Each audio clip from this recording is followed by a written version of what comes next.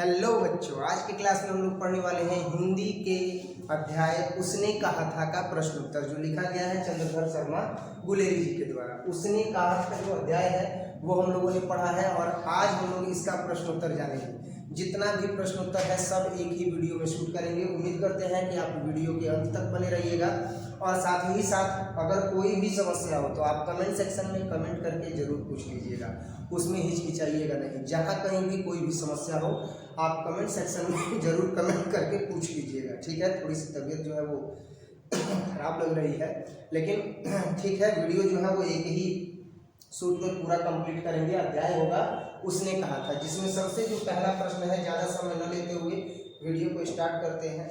और सबसे जो पहला प्रश्न है उसमें यही है इस अध्याय में, अति लघु उत्तरीय प्रश्न में, कि उसने कहा था कहानी के कहानीकार कौन है। गुरुबा को बता देगा कि चंद्रधर शर्मा गुलेरी। प्रश्न ऐसे ही आएगा कि उसने कहा था कहानी के कहानीकार कौन है, तो चंद्रधर शर्मा गुलेरी जी जो है वो इस कहानी के क्या है, कहानीकार है।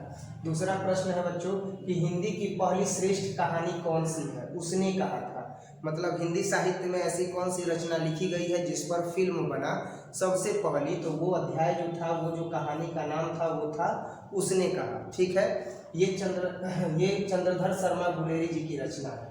गद्य का विकास किस काल में हुआ था, तो जो गद्य का विकास था वो आधुनिक काल में हुआ था बच्चों। आधुनिक काल ही एक ऐसा काल था जिसमें गद्य का विकास हुआ था और गद्य लिखने वाले साहित्यकारों ने गद्य लिखना प्रारंभ किया था, ठीक है। और गद्य जो है उसी रूप में परिपूर्ण होते चला गया, लिखते चले गए, परिपूर्ण होते चला गया गद्य। और इसीलिए प्रश्न पूछा गया है कि गद्य का विकास किस काल में हुआ, तो गद्य का विकास जो है वो कब हुआ था, आधुनिक काल में हुआ था। कीरत सिंह कौन था, कीरत सिंह, जिसके बारे में जब हम कहानी पढ़ रहे थे तो कीरत सिंह के बारे में जो है वो चर्चा करते हैं। कौन, लहना सिंह। लहना सिंह कहते हैं कि आम का जो बगीचा है या आम का जो पेड़ है वो आम का पेड़ मैंने कब लगाया था, तो कीरत सिंह के जन्मदिन पर लगाया था। वो बढ़ गया होगा, वो आम बढ़ेगा और फिर भतीजा भी बढ़ेगा साथ साथ, फिर दोनों जो है वो आम खाएंगे। और इस प्रकार से जो है वो कीरत सिंह के बारे में जैसे ही प्रश्न पूछा कि कीरत सिंह कौन था, तो समझ में आ गया कि कीरत सिंह कौन था, तो लहना सिंह का भतीजा था। उसने कहा था कैसी कहानी है, तो उसने कहा था कैसी कहानी है। कहानी जब आप पढ़ रहे थे तो आपको पता होगा, यहाँ पर पहले ही जो है वो बताया गया है कहानी में ही कि जो लहना सिंह है जब उसको गोली लग जाती है और जब वो कमरबंद बांधे रहता है, पूरा ब्लड गिरते रहता है, घाव को मिट्टी से भर देता है लहना सिंह। तो ऐसी स्थिति में क्या होती है बच्चों, तो ऐसी स्थिति में उसे बोला जाता है कि मेडिकल ट्रीटमेंट के लिए जाए, हॉस्पिटल जाए, लेकिन वह जाता नहीं है क्योंकि उसे सूबेदारनी ने जो वचन दिया था, सूबेदारनी को उसने जो वचन दिया था उस वचन को वो पूरा करना चाहता था। और इसके बाद जैसे ही वह अब मृत्यु शैया पर लेटता है तो मृत्यु शैया पर लेटे हुए व्यक्ति को जीवन का हर एक परिदृश्य दिखाई पड़ता है। तो उस हर एक परिदृश्य को जब लहना सिंह देख रहा था, यानी वो फ्लैशबैक था। क्या था, फ्लैशबैक, पीछे घटित घटनाओं को वो देख रहा था। तो जवाब क्या हो जाएगा, फ्लैशबैक स्टाइल पर आधारित कहानी है। बैंक नहीं है, फ्लैशबैक है। क्या है बच्चों, फ्लैशबैक है। फ्लैशबैक कहानी पर, फ्लैशबैक स्टाइल पर जो है वो आधारित यह कहानी है। अगला जो है वो प्रश्न है कि चंद्रधर शर्मा गुलेरी की कहानी कौन सी है। चंद्रधर शर्मा गुलेरी की कहानी उसने कहा था। क्या है, उसने कहा था। किसी कहानी को महान कौन बनाता है, कहानी का उद्देश्य ही किसी भी कहानी को महान बनाता है। जो कहानी का उद्देश्य अच्छा होता है वो कहानी जन जन तक पहुंचती है, पाठकों के लिए वह कौतूहल का विषय बन जाती है और सभी पाठक उसे बड़े चाव से पढ़ते हैं और श्रोतागण उसे बड़े चाव से सुनते हैं। इसीलिए किसी कहानी का उद्देश्य ही जो है वह किसी कहानी को महान बनाता है। चंद्रधर शर्मा गुलेरी किस युग के कहानीकार हैं, प्रेमचंद्र युग के। प्रेमचंद्र युग के कहानीकार होने का मतलब कि प्रेमचंद्र जी जब कहानी लिखा करते थे, जब प्रेमचंद्र जी थे, तो उस युग के जो है वो ये चंद्रधर शर्मा गुलेरी जी भी कहानीकार है। अगला प्रश्न है कि उसने कहा था कहानी कितने भागों में बटी हुई है। कुल 5 भागों में बटी हुई है। उसने कहा था कहानी कितने भाग में बटी हुई है, 5 भाग में बटी हुई है। एक तो बचपन का सीन, जब बचपन के सीन में क्या दिखाया जाता है कि वह पूछता है कि तेरी कुर्माई हो गई है, तो जो लड़की होती है वो धत कह करके भाग जाती है, पहला दृश्य। दूसरा दृश्य ये दिखाया जाता है कि वह नौकरी कर रहा होता है सीमा पर। तीसरा दृश्य ये दिखाया जाता है जिसमें युद्ध होता है। चौथा दृश्य ये दिखाया जाता है कि चौथे दृश्य में जो है, तीसरे दृश्य में क्या होता है कि वो पहचान जाता है, जो आता है पलटन का सरदार बन करके जर्मन सैनिक, उसको वो पहचान जाता है और अब युद्ध की तैयारी हो जाती है। सबको वह आदेश देता है कि जो जो सैनिक गए हुए हैं खेतों में गए हुए हैं, कीचड़ भरे रास्तों से जो खाई की तरफ गए हुए हैं, सबको बोलो वापस आने के लिए। और हम तो यहाँ 8 हैं, तो कहते हैं कि अकाली जो होते हैं वो 8 ही जो है वो 8 ही, एक अकाली जो है वो 1.25 लाख के बराबर होता है। यानी वे कहते क्या है कि एक अकाली 1.25 लाख के बराबर होता है, यानी 8 अकाली 10 लाख के बराबर है। कौन कहता है कि हम 8 हैं? और वो लड़ाई का मोर्चा जो है वो खोल देता है।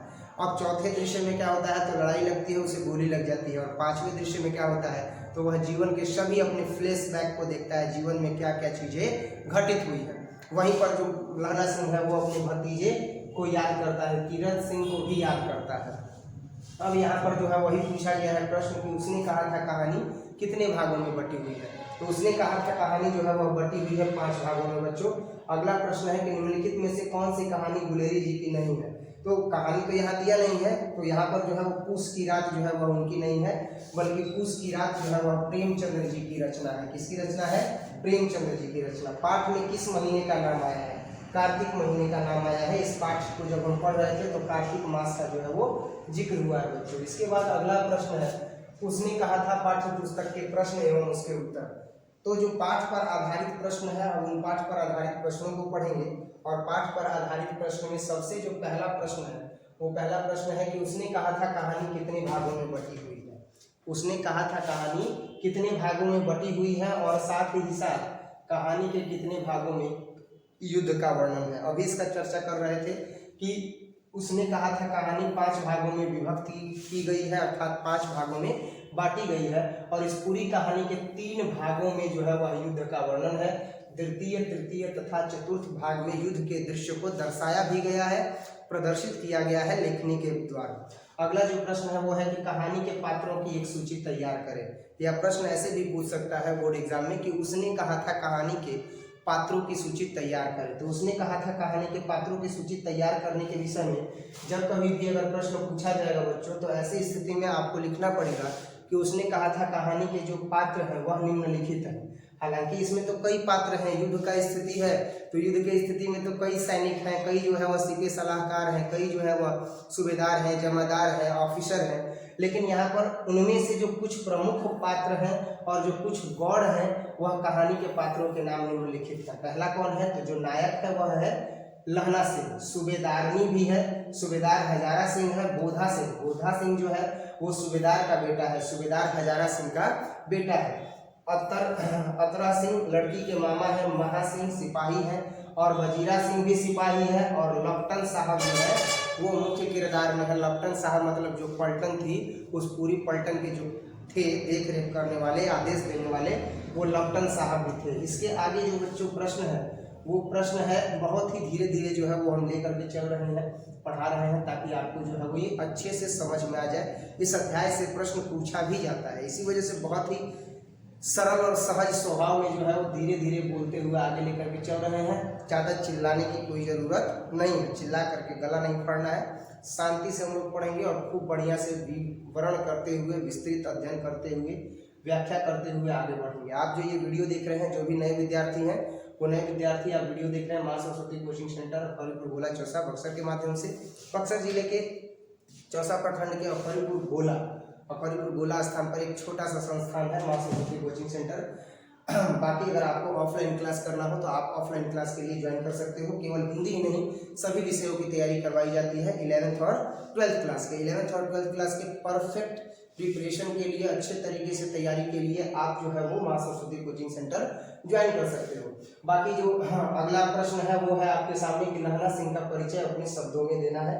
तो लहना सिंह का परिचय जो है वो अब हम लोग अपने शब्दों में देंगे कि लहना सिंह का परिचय क्या है। लहना सिंह जो थे वो उसने कहा था कहानी के जो है वो मुख्य अभिनेता थे, मुख्य नायक थे। और लहना सिंह का जो है वो हमें चरित्र चित्रण करना है, या फिर लहना सिंह का चरित्र चित्रण कैसे किया जाए, देखा जाए। जो जो मुख्य बातें थी वो मुख्य बातों को जो है वो हम लिखेंगे। लहना सिंह जो है वो वीरता के साथ युद्ध लड़ता है, अर्थात वह एक वीर सिपाही है। वह कर्तव्यबद्धता को दिखाता है। उसने जो वादा दिया था सूबेदारनी को, उसने उस वादे को भी पूरा किया। जान की बाजी लगा करके बोधा सिंह और जो सूबेदार हजारा सिंह थे उनको उन्होंने बचाया भी था। इन सारी बातों को यहाँ पर दिखाएंगे और लिखेंगे कि लहना सिंह एक वीर सिपाही है। वह उसने कहा था कहानी का प्रमुख पात्र और नायक है। जो लहना सिंह है उसने कहा था कहानी का वह प्रमुख पात्र है और नायक है। लेखक ने कहानी में उसके चरित्र को पूरी तरह जो है वह उभारा है। कहानी में उसके चरित्र की निम्नलिखित विशेषताएं जो है वह उभर करके सामने आती हैं या प्रदर्शित होती हैं। तो कौन कौन से उसके चरित्र की विशेषताएं हैं उसके बारे में जानेंगे। सबसे पहला विशेषता यह है कि जो कहानी का नायक है, कहानी का समस्त घटना चक्र ही जो है या घटनाक्रम ही जो है वह लहना सिंह के आसपास घटता है, जिससे यह स्पष्ट हो जाता है कि वह कहानी का प्रमुख पात्र और नायक है। इस कहानी में जितनी भी घटनाएं घटित होती हैं, जितनी भी घटनाओं का जिक्र किया गया है, वह सारी की सारी घटनाएं किसके अंतर्गत या किसके परिप्रेक्ष्य में घूमती रहती हैं बच्चों? लहना सिंह। सूबेदारनी से बात भी होती है तो कौन करता है? लहना सिंह करता है।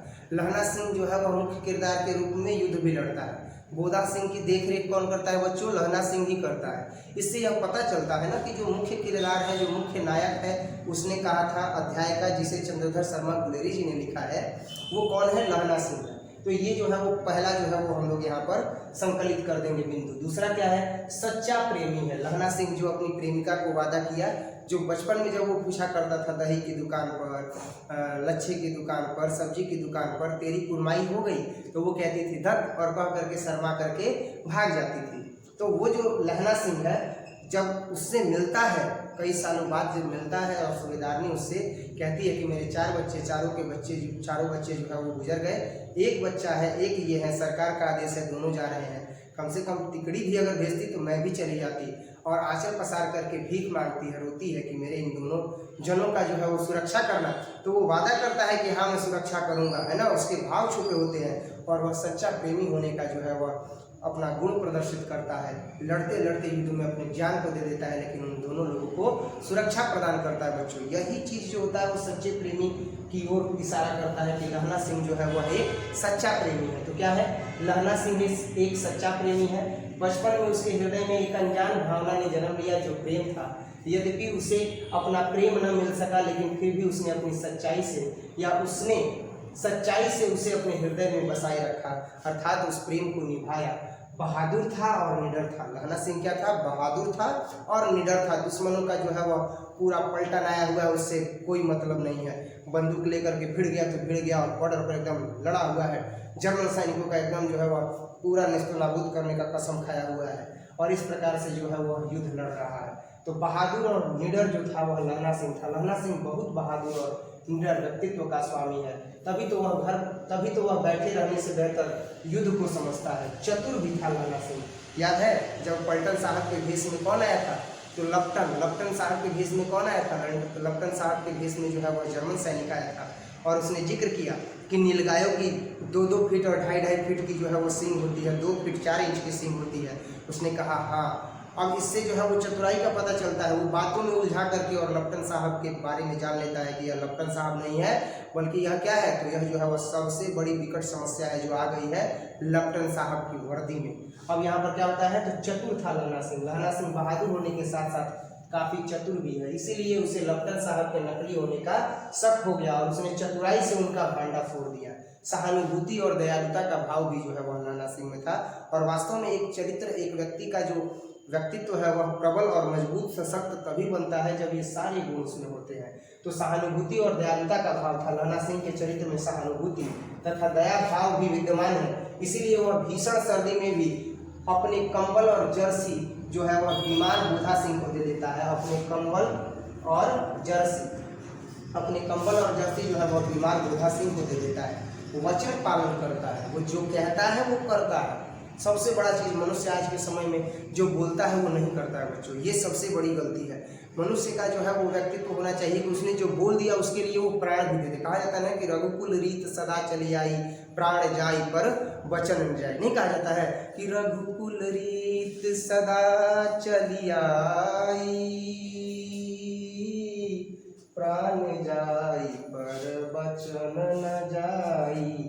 ये जो है वो वचन पालन लहना सिंह में था। जो उसने वचन दे दिया वो कर दिया। आज के समय में तो बहुत से लोग वचन दे देते हैं, बोलते कुछ हैं करते कुछ है। अब जैसे मेरा ही है, अब जब हम देखते हैं कि हमारे साथ किसी व्यक्ति ने कहा कुछ और किया कुछ तो हम शांत हो जाते हैं, हम जवाब ही नहीं देते हैं। कि जब उस व्यक्ति को अपने वचन की गरिमा का कोई आभास ही नहीं है तो फिर हम उतना क्यों बोलने जाएं। क्योंकि मैं अगर जो भी व्यक्ति जो बोलता है उसे वो करना चाहिए, साधारण सी बात है।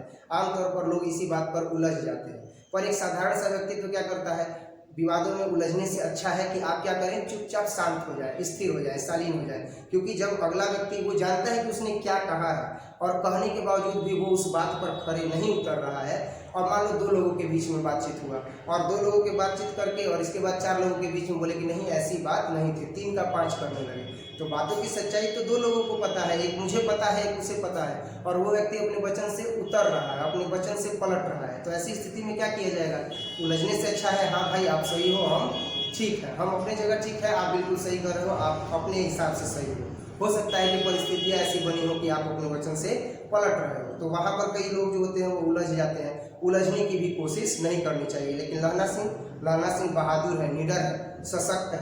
वो क्या करता है, अपने वचन का पालन करता है। वो वचन किसको देता है, सूबेदारनी को। सूबेदारनी जो उसकी प्रेयसी होती है उनको वो क्या करता है, वचन देता है, और वो बचपन की प्रेयसी होती है। ये आभास उसके हृदय से जो है वो हट जाता है, लेकिन हृदय के किसी कोने में प्रेम भाव जो है वो दबा होता है और उसी को वह निभाता है।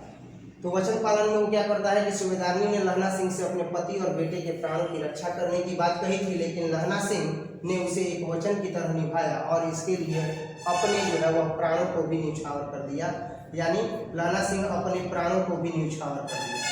अब उसने इसी वचन को निभाने के लिए अपने प्राणों को भी क्या कर दिया, न्यौछावर कर दिया। ये जो पूरा व्यक्तित्व था बच्चों, ये पूरा व्यक्तित्व लहना सिंह का था। अब इसके आगे जो है वो अगला प्रश्न देखेंगे। अगला प्रश्न है कि पाठ से, जो पाठ है उसने कहा था पाठ से लहना और सूबेदारनी के संवादों को एकत्रित करें। तो पाठ से जो लहना सिंह है और जो सूबेदारनी है उनके बीच में क्या बातें हुई थी, केवल उसी को संकलित कर लेंगे। पाठ में लहना सिंह और सूबेदारनी के बीच कुछ संवाद है जो निम्नलिखित है। बचपन का संवाद है, तेरा घर कहाँ है, मगरे में, और तेरा घर कहाँ है, माझे में, यहाँ कहाँ रहती है। पूछता है लहना सिंह की यहाँ कहाँ रहती है, तो अख्तर सिंह की बैठक में, वे मेरे मामा होते हैं, मैं भी मामा के यहाँ हूँ, उनका घर गुरु बाजार में है। और भी जो है ये बातें होती हैं, और बातें जो है इसके बाद एक और होती हैं। इतने में जो दुकानदार होता है वो लड़के से मुस्कुराकर, लड़का इतने में दुकानदार जो है वह सामान उमान देता है, और लड़के ने मुस्कुराकर पूछा तेरी कुड़माई हो गई। इस पर लड़की कुछ आंखें चढ़ाकर धत कह करके दौड़ करके भाग जाती है। लड़के ने फिर पूछा तेरी कुड़माई हो गई, और उत्तर में फिर वही धत कह करके लड़की क्या हो जाती है, भाग जाती है। एक दिन जब लड़के ने फिर वैसे ही चिढ़ाने के लिए लड़की से पूछा तेरी कुड़माई हो गई, तो लड़की बोली हाँ हो गई। लड़का बोलता है कब, यानी लहना सिंह पूछता है कि कब तेरी कुड़माई हुई, तो कल। देखते नहीं यह रेशम से कढ़ा हुआ मेरा सालू, यह संकेत होता है पंजाब में कि रेशम से कढ़ा हुआ सालू जो है वह कोई लड़की अगर ओढ़ी हुई है तो उसकी सगाई हो गई है। तो सूबेदार के घर का संवाद जो है वह कुछ इस प्रकार होता है। सूबेदार के घर में सूबेदार हजारा सिंह कहता है कि लहना सिंह जो सूबेदारनी है वह तुमको जानती है, पहचानती है, एक बार जाओ और बात करो, जाओ और बात करो। देखो तो सूबेदारनी से मिले हुए न जाने कितने दिन हो गए। अब सूबेदारनी का छवि भी बदल गया है। कहाँ बचपन में देखा था, कहाँ सूबेदारनी जो है वह इतनी बड़ी हो गई है, शादी हो गई है उसकी। तो सूबेदार के घर का संवाद है इसी पाठ में। वो कहती है सूबेदारनी कि मुझे पहचाना। लहना सिंह कहता है नहीं मैंने तुम्हें नहीं पहचाना, नहीं मैंने नहीं पहचाना। लड़की कहती है तेरी कुड़माई हो गई, धत कल हो गई। देखते नहीं रेशमी बूटों वाला सालू अमृतसर में, सूबेदारनी कह रही थी मैंने तेरे को आते ही पहचान लिया। तुम्हारे आगे मैं आंचल पसारती हूँ कि मेरे बेटे और मेरे पति को जो है वह रक्षा करना, युद्ध में जो है उनकी रक्षा करना। और इस प्रकार से जो है वह आंचल पसार करके और लहना सिंह से दुहाई करती है, भीख मांगती है कि इनकी रक्षा करना। अब लहना सिंह जो है वह एकदम भावुक हो जाता है और वो जो है रक्षा करने का मन ही मन जो है वो वचन दे देता है। इसी वचन को तो निभाते हुए उसके प्राण तक चले जाते हैं। वह उन दोनों को, बोधा सिंह को और सूबेदार हजारा सिंह को जो है पहुंचा देता है एकदम कहाँ तक, तो पहुंचा देता है जहाँ पर हॉस्पिटल रहता है 3 मील दूर, वहाँ तक पहुंचा देता है। लेकिन अपने वहीं पर रहता है। कहता है मैं सुबह जाऊँगा, लेकिन सुबह जाते जाते बेचारी की जो है वो प्राणों की जो है वो बलि चढ़ जाती है, अर्थात वह अपने प्राण पखेरु को त्याग देता है। और अगले दिन समाचार में आता है कि नंबर 77 कैदी जो है, नंबर 77 राइफल्स का जो सैनिक है वो क्या हो गया, वो अपने प्राणों की आहुति दे दिया, देश के लिए बलिदान हो गया। इस प्रकार से जो है ये सारी बातें जो है वो इस अध्याय में हुई है। और यहाँ पर जो है वो अगला प्रश्न है कि कल देखते नहीं है रेशम से कढ़ा हुआ सालू, वह सुनते ही लहना सिंह की क्या प्रतिक्रिया हुई। लहना सिंह की क्या प्रतिक्रिया हुई भाई। लहना सिंह ने जैसे ही सुना कि उसकी जो प्रेयसी है उसकी सगाई हो गई है, तो सगाई हो जाने पर प्रेयसी के लोगों के क्या भाव होते हैं ये तो आपको भी पता है। मन जो है वो अव्यवस्थित हो जाता है, मन बेचैन हो जाता है। यही चीज लहना सिंह के साथ भी हुआ। कल देखते नहीं यह रेशम से कहा हुआ सालू, यह सुनते ही लहना सिंह की क्या प्रतिक्रिया हुई? जवाब होगा कि कल देखते नहीं यह रेशम से कहा हुआ सालू, यह सुनते ही लहना सिंह को काफी गुस्सा आया। वह नहीं यह सुनते ही लहना सिंह को काफी गुस्सा आया, साथ ही वह अपनी शुद्ध बुद्धि खो बैठा। इसीलिए घर वापस जाते समय वह एक लड़के को नाली में धकेल दिया, एक खोंचे वाले के खोंचे बिखेर दिए, एक कुत्ते को पत्थर मार दिया और एक सब्जी वाले की रेहड़ी पर दूध उड़ेल दिया। एक वैष्णव जो पूजा पाठ करने वाली थी औरत से टकरा गया, जिसने उसे अंधा कहा, तब जाकर वह अपने घर पहुंचा। यानी वो बहुत ज़्यादा जो है वो अव्यवस्थित हो गया जैसे ही उसने सुना कि उसकी कुर्माई हो गई है। अगला प्रश्न है कि जाड़ा क्या है? मौत है, और निमोनिया से मरने वालों को मुरब्बे नहीं मिला करते। वजीरा सिंह के इस कथन का क्या आशय है? इस कथन का जो आशय है वो अब हम देखेंगे कि जाड़ा क्या है? मौत है। जाड़ा क्या है? मौत है। जैसे यहाँ आप देखिएगा तो दिया गया कि जाड़ा क्या है? मौत है ना। और निमोनिया से मरने वाले को मुरब्बा नहीं मिला करते। वजीरा सिंह जो ये यहाँ पर बात कहते हैं, इस बात के इस कथन का आशय यह है कि वहाँ युद्ध के समय में मैदान में युद्ध के अत्यधिक ठंड पड़ रही है, जिस कारण ऐसा लगता है कि तुरंत ही जो है वह प्राण क्या हो जाएंगे? निकल जाएंगे। वैसे भी इस स्थिति में इतने लोगों को निमोनिया हो रहा है तो जो मरने के लिए स्थान नहीं मिल रहा है, अर्थात युद्ध क्षेत्र में निमोनिया जो है वो फैल रहा है और निमोनिया से मरने वाले को मुरब्बे नसीब नहीं होते हैं। जाड़ा से जो मरते हैं उनको मुरब्बे नसीब नहीं होते हैं। इसका मतलब है कि युद्ध क्षेत्र में भयंकर जो है वो भयावह स्थिति बनी हुई है। यही आशय जो है वह इस कथन का है जो वजीरा सिंह ने अपने कथन से क्या किया है? स्पष्ट किया है। अगला जो है वो प्रश्न है कि कहती है तुम राजा हो, मेरे मुल्क को बचाने आए हो। वजीरा के इस कथन में किसकी ओर संकेत है? तो गोरी मैडम की ओर संकेत है। कहती है तुम राजा हो, मेरे मुल्क को बचाने आए हो। वजीरा के इस कथन में फ्रांस की मेम की ओर संकेत है, यानी फ्रांस की जो मैडम है उनकी ओर संकेत यहाँ पर किया गया है। अगला प्रश्न है बच्चों, प्रश्न संख्या 8 कि लहना सिंह के गांव में आया तुर्की मौलवी क्या कहता था? कि जो लहना सिंह के गांव में आया हुआ तुर्की मौलवी था उसके बारे में हमने अध्याय में पढ़ा था। वह कहता था कि तुर्की जो मौलवी था जो तुर्की देश से आया था वो कहता था कि लहना के गांव में आया तुर्की मौलवी कहता था कि जर्मनी वाले बड़े पंडित हैं, यानी जर्मनी वाले जो है वो पंडित मानते हैं। वेद पढ़ करके उसमें से विमान चलाने की विद्या जान गए, गौ को नहीं जानते। हिंदुस्तान में आ जाएंगे तो गौ हत्या बंद कर देंगे। मंडी में बनियों को बहकाता था कि डाक खाने से रुपए निकाल लो, सरकार का राज्य जाने वाला है। जो तुर्की से आया हुआ मौलवी था वो ये कहता था कि जर्मनी वाले बड़े पंडित हैं, वेद पढ़ करके और हवाई जहाज बनाना जान गए हैं, जहाज चलाने की, विमान चलाने की विद्या जान गए हैं। वो एक गौ को नहीं मारते, हिंदुस्तान में आ जाएंगे तो गौ हत्या क्या कर देंगे? बंद कर देंगे। वह लोगों को भड़काता था। वो कहता था कि डाक खाने से अपने सारे पैसे निकाल लो, यहाँ के सरकार का राज्य क्या है? जाने वाला है। यह जो है वह तुर्की से आया मौलवी कहा करता था। अगला जो प्रश्न है वो ये है बच्चों कि लहना सिंह का दायित्व बोध और उसकी बुद्धि दोनों ही स्पर्शनीय है। इस कथन की पुष्टि करें। स्पृहणीय है, इसका मतलब कि स्पर्शनीय है, यानी स्पर्श करती है। लहना सिंह का जो दायित्व बोध है और जो उसकी बुद्धि है वो दोनों ही जो है वो स्पर्शनीय है, इसका मतलब स्पर्श करने वाली है। इस कथन की पुष्टि करनी है। लहना सिंह जो है वह एक बहुगुण संपन्न जो है वो व्यक्तित्व का स्वामी है। उसके चरित्र में विद्यमान गुण समस्त कहानी में दिखाई पड़ते हैं, लेकिन उसका दायित्व बोध और बुद्धि दोनों ही स्पृहणीय है। बचपन में एक लड़की से वह मिला और उसने हृदयगत प्रेम कर बैठा, या उससे वह हृदयगत प्रेम कर बैठा। यद्यपि वह न तो अपना प्रेम प्रकट कर सका और न ही उस लड़की को पा सका। लहना सिंह जो है वह बुद्धि में और साथ ही साथ जो है वह दायित्व बोध में एक अलग विलक्षण गुण को वह प्रदर्शित करता है अपने व्यक्तित्व में। और वो बचपन में एक लड़की से मिला, वह उसको पसंद किया, लेकिन अपने दिल की बात वह नहीं कर पाया। और यद्यपि वह न तो अपना प्रेम प्रकट कर सका, ना ही वह अपने प्रेम की बात कर पाया और न ही उस लड़की को पा सका। फिर भी जब कई वर्षों बाद वह उस लड़की से सूबेदारनी के रूप में मिला तो उसकी एक प्रार्थना के बदले में अपना प्राण तक दे दिया। उसने एक प्रार्थना किया सूबेदारनी ने कि मेरा 4 बच्चा जो है वो गुजर गया है, मेरा एक ही बच्चा है और ये सूबेदार साहब है। प्रार्थना करती हूँ, आंचल फैलाती है सूबेदार ने कि इनके प्राणों की रक्षा करना। और इस वचन को निभाते निभाते जो लहना सिंह है वह अपने जानों की आहुति दे देता है, वह अपने प्राणों की आहुति दे देता है। यह उसका दायित्व बोध ही था जिसे उसने मर कर ही पूरा किया। वहाँ जब नकली डॉक्टर साहब धोखे से कुछ सिपाहियों को दूसरी जगह भेज देता है तो लहना सिंह अपनी बुद्धि के बल पर उसकी असलियत भाप लेता है और भाप करके फिर उसे सबक सिखाता है। तो ये चीज़ स्पष्ट करती है बच्चों की लहना सिंह का जो बुद्धि है और जो दायित्व बोध है वह अद्वितीय है। अगला प्रश्न है कि प्रसंग एवं अभिप्राय बताएं। प्रसंग और अभिप्राय बताना है बच्चों। तो प्रसंग और अभिप्राय में आप देख सकते हो कि हम जो है वो सबसे पहला जो है वो देखेंगे यहाँ पर प्रसंग और अभिप्राय में प्रश्न। तो प्रसंग और अभिप्राय में जो प्रश्न है वो आपके सामने है।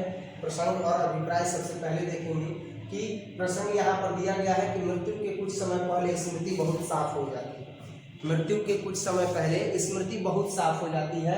जन्म भर की घटनाएं एक एक करके सामने आती हैं, यानी जन्म भर में जितनी घटनाएं की गई होती हैं वो सब एक एक करके सामने आती हैं और सारे दृश्यों के रंग साफ होते हैं। समय की धुंध बिल्कुल ऊपर से छट जाती है, यानी अब उस पर समय का पहरा नहीं होता है। यह तब की बात है जब लहना सिंह को जांघ में गोली लगी थी और उसने कमरबंद बांधा हुआ था, जांघ को भी बांधा हुआ था और घावों को मिट्टी से भर दिया था। यह तब की बात है जब वह मृत्यु शैया पर है। तो वहाँ पर कहा गया है कि मृत्यु के कुछ समय पहले स्मृति बहुत साफ हो जाती है, सारी बातें याद आती हैं, जन्म भर की घटनाएं एक एक करके सामने आती हैं, सारे दृश्यों के रंग साफ होते हैं, समय की धुंध बिल्कुल ऊपर से छट जाती है। इस कथन का जो है वो अभिप्राय और आशय जो है वह स्पष्ट करना है।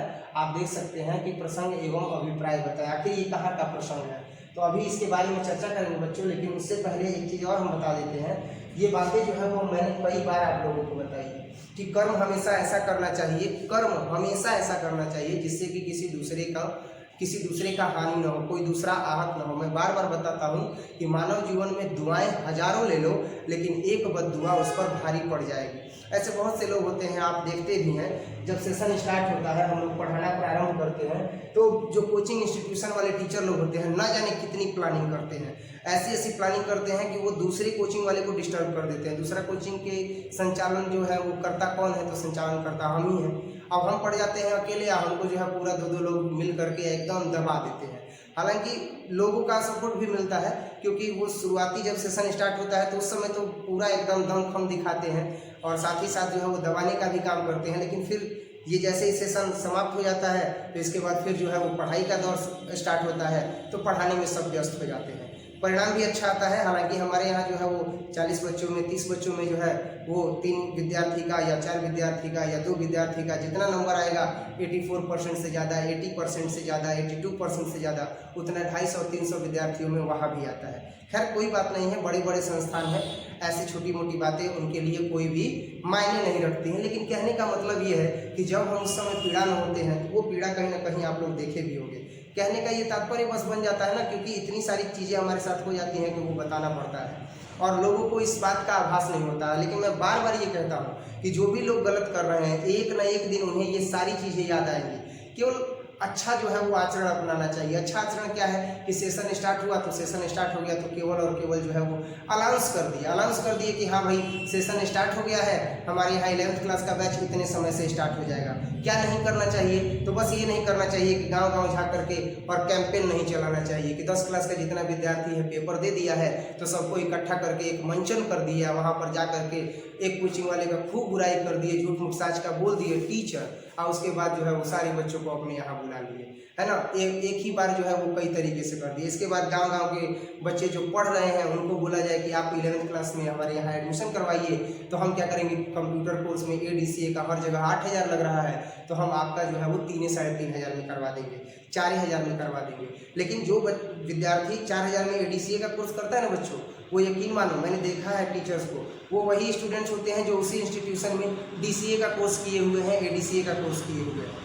जो विद्यार्थी अभी जो है वो मतलब अच्छे तरीके से परफेक्ट नहीं हुए हैं कंप्यूटर एजुकेशन में, कंप्यूटर डिप्लोमा में, वो पढ़ाते हैं तो क्वालिटी तो डाउन हो जाता है ना। लेकिन बच्चे ये समझ नहीं पाते हैं, ग्रामीण क्षेत्र के बच्चे हैं और वो काम करते रहते हैं। हालांकि ये सारी चीज़ें धूर्तता में आती हैं, इसीलिए मैं बार बार, आप तो एक बार देखे भी थे सेशन जब स्टार्ट हुआ था तो कई झुंड में जो है वो बच्चे आ गए थे यहाँ पर, आप पूरा जो है हल्ला कर रहे थे कि निकाल उसको मारेंगे, निकाल उसको मारेंगे। एक विद्यार्थी था, हालांकि वो विद्यार्थी का जो नाम रख रहे थे यहाँ पर पढ़ता नहीं है, और उससे जब पूछा गया तो वो लोग मुंह खोल करके बोले कि हमको जो है वो फलाने सर बोले थे कि माँ सरस्वती कोचिंग सेंटर का वो लड़का है, जाओ वहाँ पर जो है बवाल करो। अब ये बताओ ये कहाँ का सही है? तो जब सेशन स्टार्ट होता है तो इस तरह का बनता है माहौल, किस लिए कि सेशन स्टार्ट हो गया तो हो हल्ला करवा देंगे कोचिंग के बाहर, तो इससे क्या होगा कि जो अन्य विद्यार्थी, नए नए विद्यार्थी आएंगे वो देखेंगे कि इस कोचिंग के आगे तो हल्ला हो रहा है, झगड़ा हो रहा है, तो वो जो है वो एडमिशन नहीं करवाएंगे। लेकिन अफसोस की बात है, अब आप ही देखो कि यहाँ पर जो है वो सेशन स्टार्ट हुआ तो हमारे यहाँ हल्ला करवाए,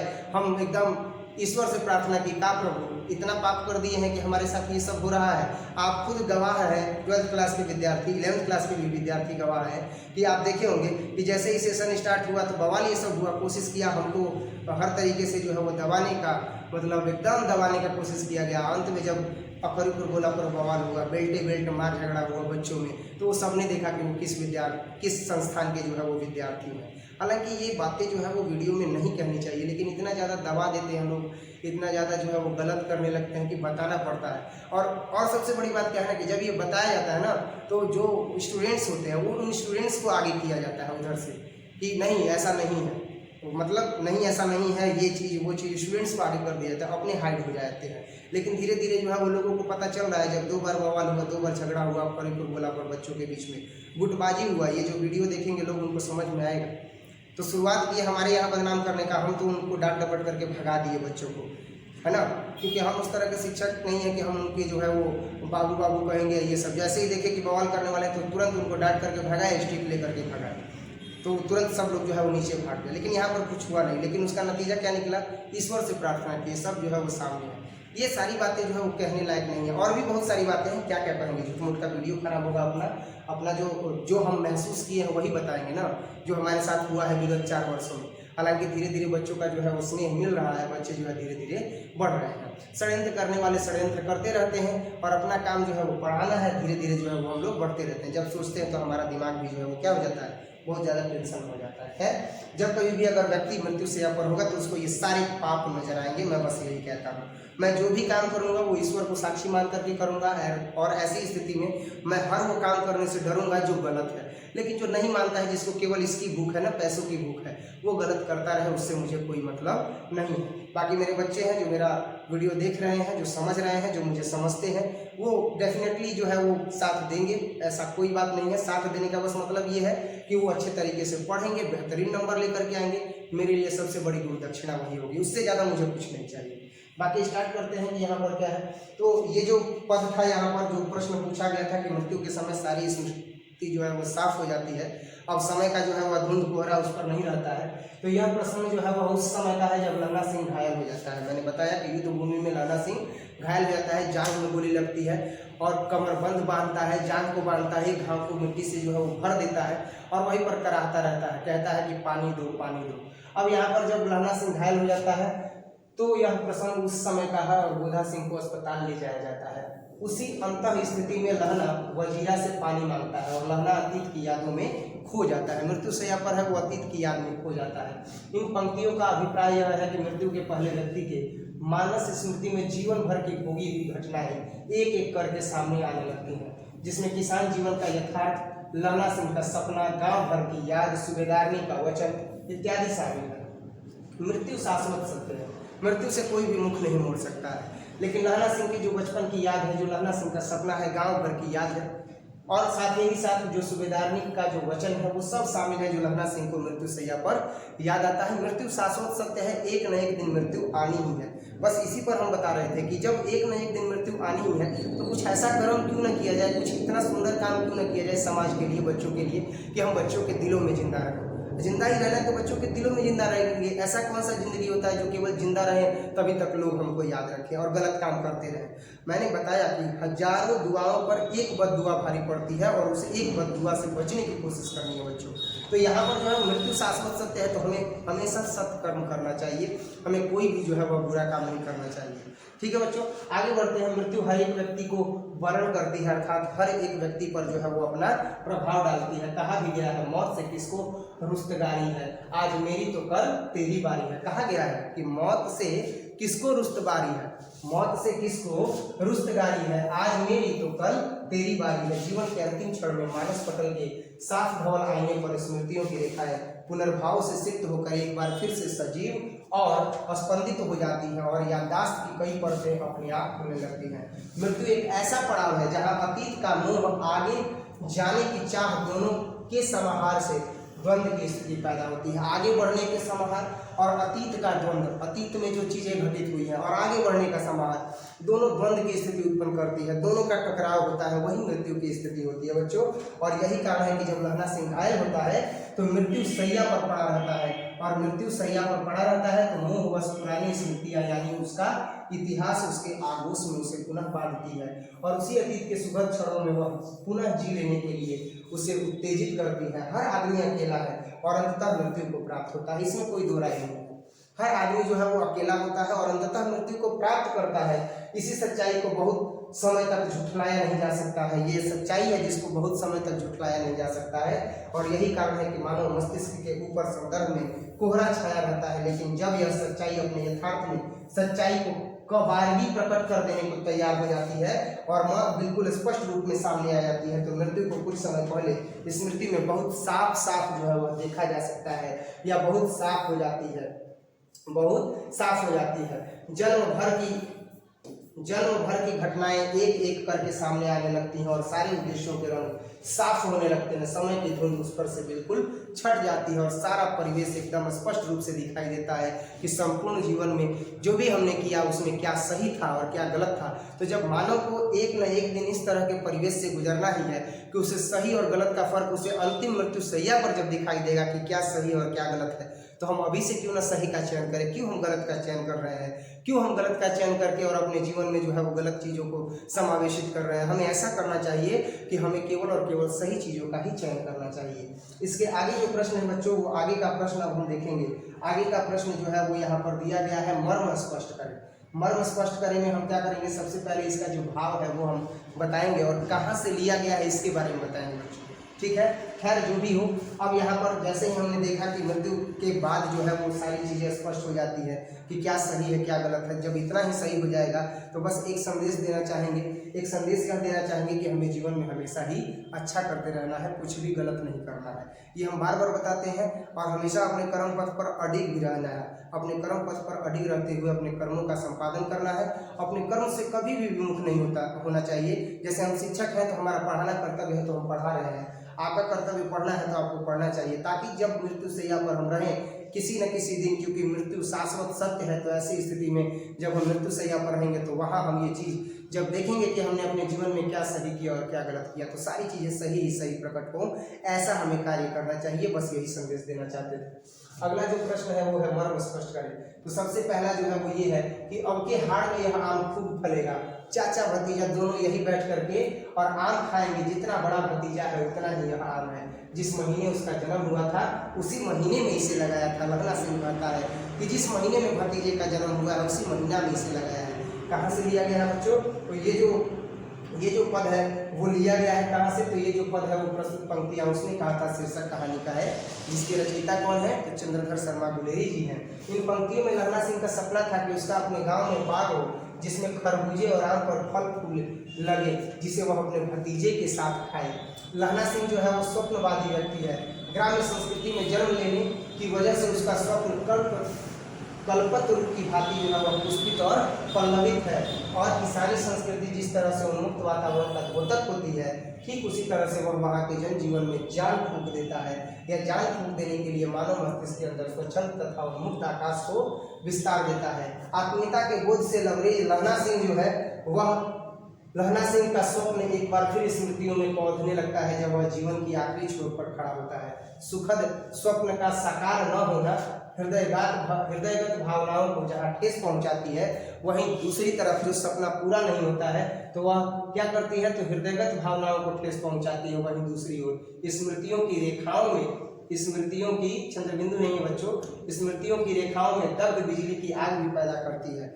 लहना सिंह जिस वर्ष आम रोपता है उसी वर्ष उसका भतीजा जन्म लेता है। तो वो उस बात को कहता है कि जिस वर्ष वो हुआ था उसी वर्ष मैंने आम को क्या किया था, रोपा था। लहना सिंह जो है वो स्वप्नवादी है, उसका जन्म जो है वो गांव में हुआ है, तो वो गांव के परिवेश में, प्रकृति परिवेश को जो है वो देखता रहता है। उसका स्वप्न है कि वह गांव में बाग लगाए, उसका सुंदर सा बाग हो, बाग पर जो है वो कलियां खिले, आम के फल लगे, खरबूज लगे, खेती के परिदृश्यों से वह जुड़ा हुआ है और उन सबको वह व्यक्त करता है। लेकिन एक बार वह स्वप्न जो है वो स्मृतियों में कौंधने लगता है जब वह जीवन के आखिरी छोर पर खड़ा होता है।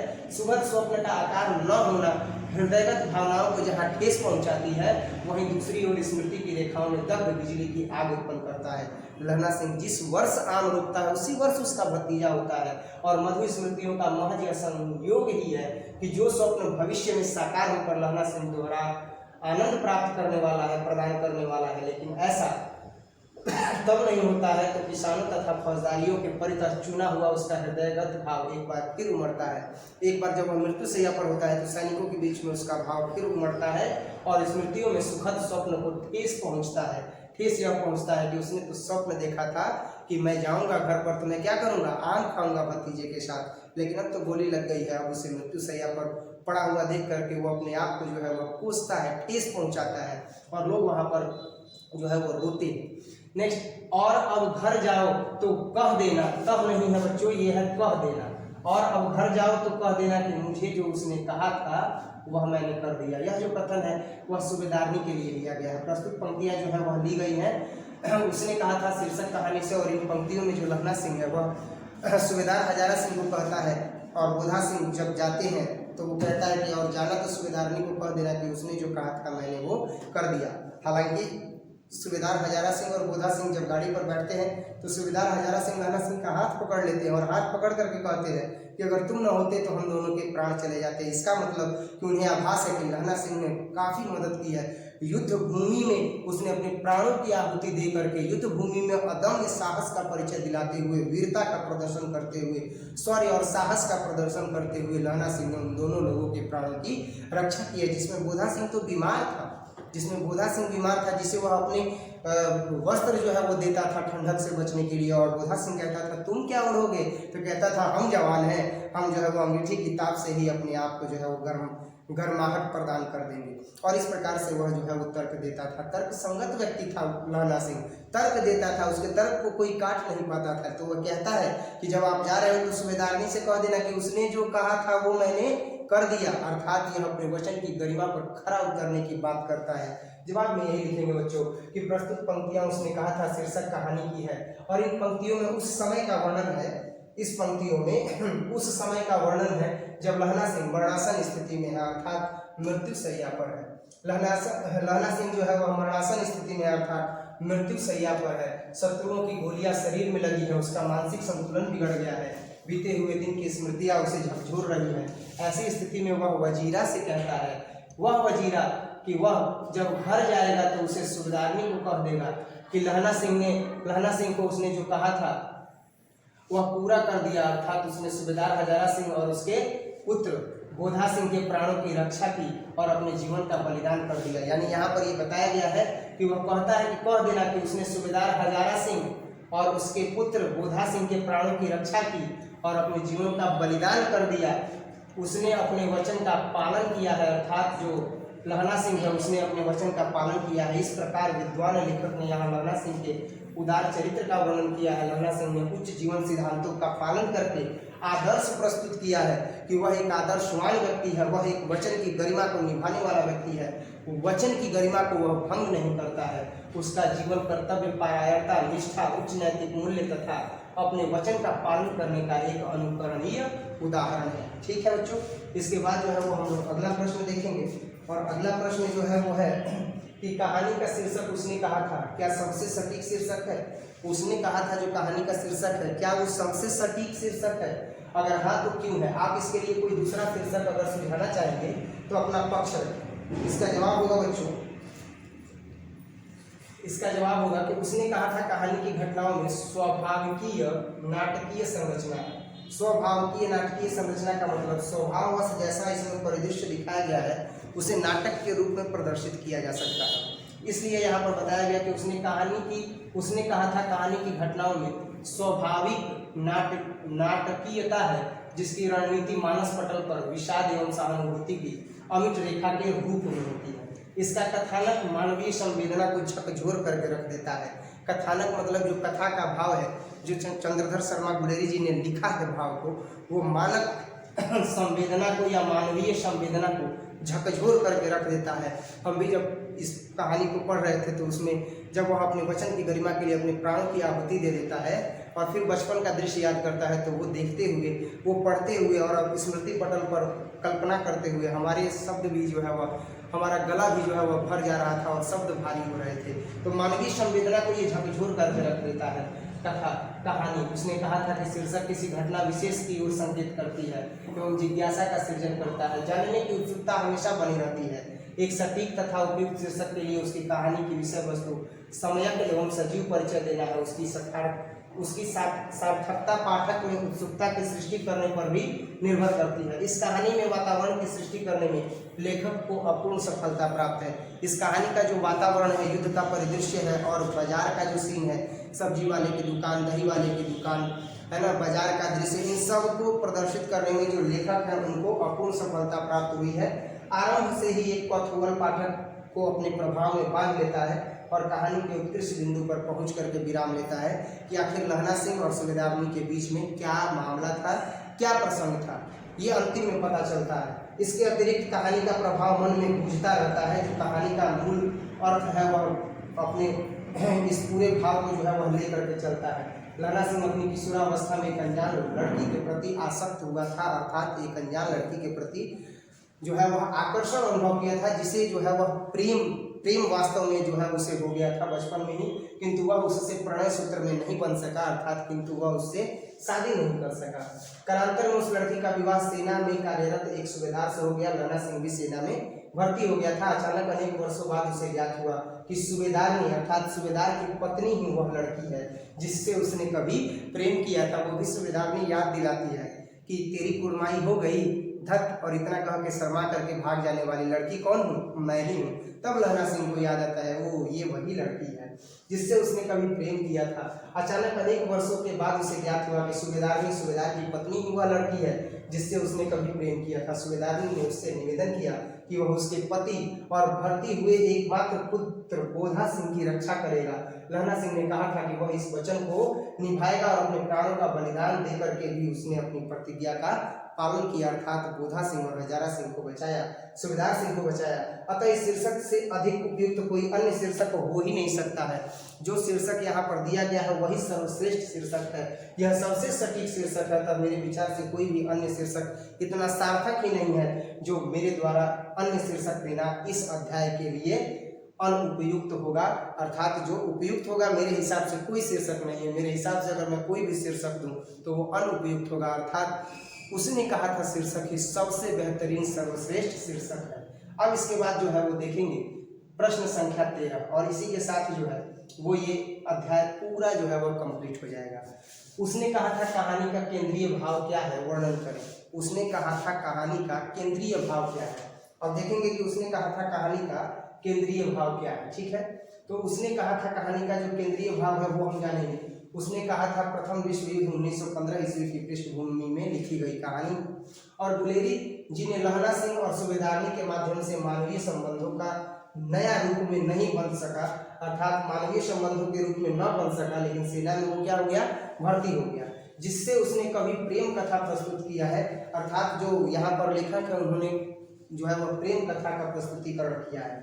लहना सिंह सूबेदारनी के प्रति अपने विश्वास से अभिभूत होता है, क्योंकि उस विश्वास की नींव में उसके संबंध की जो है वह मजबूती बंधी हुई है, जो संबंध बचपन में बंधा हुआ है। सूबेदारनी का विश्वास भी लहना सिंह को उसे महान त्याग की प्रेरणा देता है, क्योंकि सूबेदारनी कहती है कि बाजार में घोड़े की टापों से आपने मुझे बचाया था, आज मैं भीख मांगती हूँ आंचल फैला देती है कि वैसे ही मेरे पुत्र बोधा सिंह और हजारा सिंह को जो है वो बचाइएगा।